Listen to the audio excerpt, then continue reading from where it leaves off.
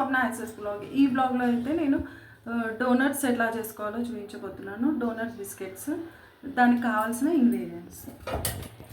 లో 250 గ్రామ్స్ మైదా అయితే వేసుకున్నాను. అలాగే 100 గ్రామ్స్ షుగర్ పౌడర్ కూడా వేసేసుకొని మంచిగా కలిపేసుకున్నాను. అలాగే 1 టేబుల్ స్పూన్ బేకింగ్ పౌడర్ అయితే వేసుకున్నాను. అలాగే చిటికెడు సాల్ట్, ఎందుకంటే టేస్ట్ ఇంక్రీజ్ అవుతుందని చెప్పి కొద్దిగా సాల్ట్ అయితే వేసుకొని అన్నీ బాగా కలిపేటట్టు కలుపుకోవాలి పౌడర్ని.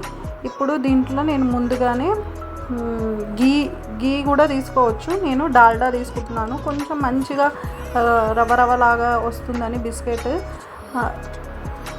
డాల్డా తీసుకున్నాను. డాల్డానైతే ఒక 100 గ్రామ్స్ తీసుకున్నాను అనమాట. దాన్ని అంతా వేసేసుకొని మిల్క్ పోసేసుకొని ఇట్లా డో లాగా అయితే చేసి పెట్టేసుకున్నాను. చూడండి, ఇది ఒక హాఫ్ అన్ అవర్ వరకు పక్కకి 1 అవర్ తర్వాత మనం పిండి ముద్దలాగా అయితే ఇట్లా బాల్స్ లాగా అయితే రెడీ చేసుకున్నాను. కొంచెం పెద్ద సైజ్ పిండినే తీసుకోండి. ఇప్పుడు కొంచెం డస్టింగ్ కోసం కొంచెం పౌడర్ వేసేసుకొని మనం కొంచెం చపాతీ పిండి కన్నా కొంచెం మందంగా అయితే ఒత్తుకోండి. చూడండి, ఇలా కట్ చేసుకోండి. నా దగ్గర మోల్డ్ ఒత్తడానికి ఇదే ఉందని చెప్పి ఇంతే సైజ్ తీసుకున్నాను. ఇంకొంచెం పెద్దగా ఉంటే చాలా బాగుంటుంది డోనట్లా. నేను ఇలా తీసేసుకొని అయితే కట్ చేసుకున్నాను.